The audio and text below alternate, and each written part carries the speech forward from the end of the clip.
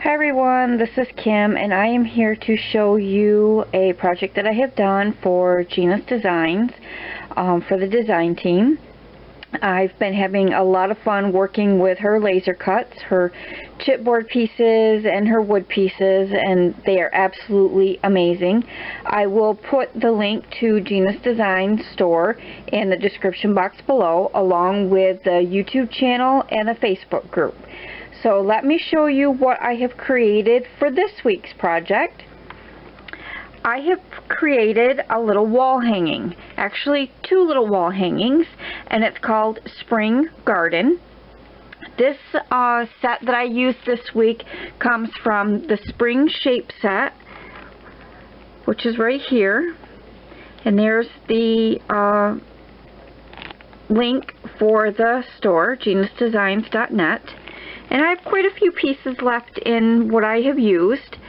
So what I have done is I have used a Sizzix die that I have, which is a fence, and I cut out actually six pieces, and I glued 3 of them together to kind of stiffen this up just a little bit. And then I've used a bunch of the pieces from the spring set to decorate the little fences.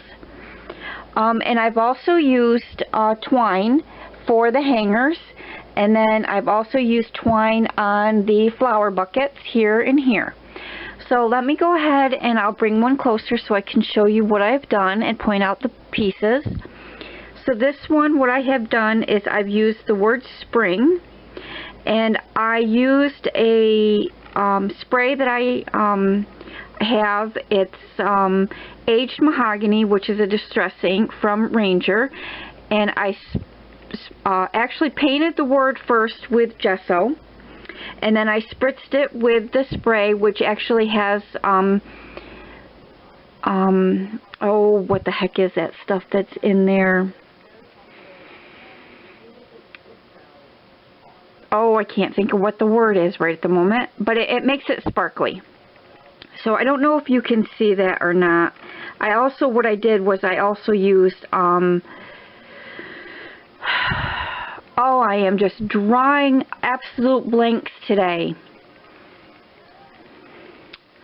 Glossy accents, that's what I wanted to say. Glossy accents. I don't know if you can see, you may be able to see the little glitz on the inside underneath the glossy accents, but I wanted that to stand out.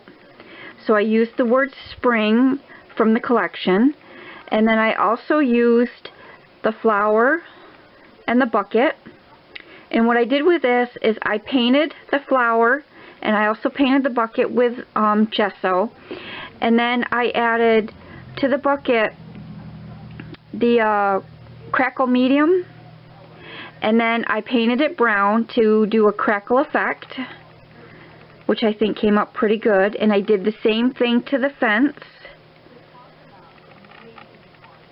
and I think it came out absolutely amazing.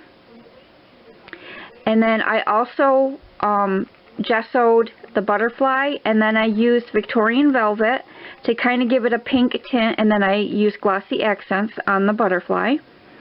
And I did the same thing with the flower. I used Victorian velvet, and I used glossy accents on that as well, just to make it stand out a little bit more.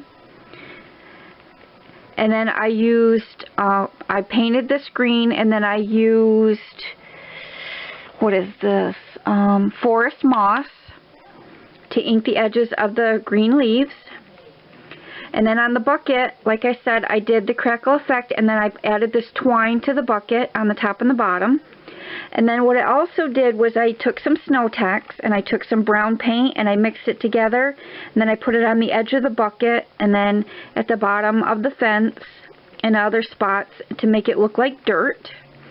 So I think that came out really cool. And then the hanger, like I said, is also twine, which I wound around the top of 2 of the spokes of the fence here and here. And then on the hanger, I have this beautiful butterfly that I created with 2 of the pieces. One of them is an intricate detailed butterfly, and then just a flat butterfly. And then I inked them, I gessoed them both, and then I inked them both with Victorian velvet, and then I glossy accented the top piece. and then I attached that to the string or twine. And then I also used the boot and the little claw thing, I don't know what you call that, it's a gardening tool, and I painted them as well.